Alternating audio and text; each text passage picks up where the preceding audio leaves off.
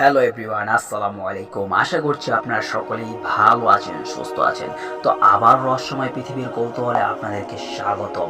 তো আপনারা অতি শীঘ্রই হৃদয়, রিপাস, ইপাস এবং তাদের সাথে ঘটে যাওয়া একটি জিনের ঘটনা আপনারা একে একে 4টি পর্ব শুনেছেন। তো আজকে আপনাদের মাঝে তুলে ধরবো পর্ব নাম্বার 5। তো মাই ডিয়ার লিসেনার, আর দেরি না করে চলুন ঘটনায় যাওয়া যাক।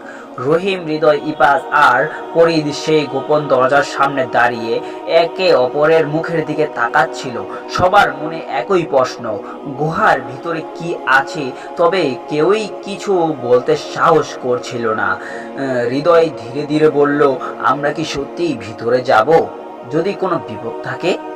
রহিম ধীরকণ্ঠে বলল, আমরা অনেক দূরে চলে এসেছি, আর ফিরে যাওয়া সম্ভব নয়। আমরা সত্যটা জানতে চাই। ইপাস যদিও ভেতরে ভয় ছিল, কিন্তু রহিমের সাহস দেখে সে সম্মতি দিল। তবে জুনায়েদকে তারা এই অভিযানের বাইরে রেখেছিল, কারণ সে খুবই ভীতু ছিল। হাসান দরজাটা খুলতে শুরু করলো। দরজাটা ছিল পুরনো আর ঝং ধরা। খোলার সময় একটা বিকট আওয়াজ হলো। ভিতর থেকে একটা ঠান্ডা বাতাস বেরিয়ে এলো, যেন বহু বছর ধরে কোনো কিছু এখানে লুকিয়ে ছিল। তারা দরজা খুলে সামনের দিকে তাকালো। একটা সরু সিঁড়ি নিচের দিকে নেমে গেছে। চারপাশে অন্ধকার। রহিম টর্চ লাইট বের করে সিঁড়ির দিকে তাক করলো। চল দেখি নেমে গিয়ে, সে বলল। তারা একে একে সেই অন্ধকার সিঁড়ি দিয়ে নিচে নামতে শুরু করলো। সিঁড়ি অনেক নিচে নেমে গেছে, আর প্রতিটা ধাপ তাদের মনে শীতল ভয়ের শিহরণ জাগাচ্ছিল। টর্চের আলোয় তারা চারপাশে দেখতে পেল কিছু পুরনো নীলালিপি আর অদ্ভুত ছবি। হঠাৎ করে তারা এক বিশাল খোলা জায়গায় পৌঁছালো। গুহার ভেতরটা বিশাল, আর ছাদটা অনেক উঁচুতে। দেওয়ালগুলোতে অদ্ভুত চিত্র আর লিপি আঁকা, যা তারা বুঝতে পারছিল না।